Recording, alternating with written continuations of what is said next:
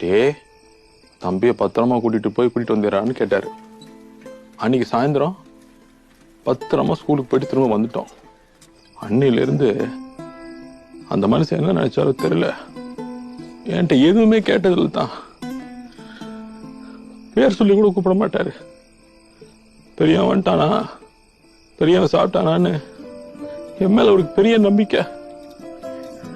நம்ம அப்படிலாம் ஒண்ணும் இல்லத்தான். ஆனா அம்மாட்ட அடிக்கடி சொல்லுவாராம், கவலைப்படாத, எந்த பிரச்சனையா இருந்தா பெரியவன் பாத்துக்குவான்.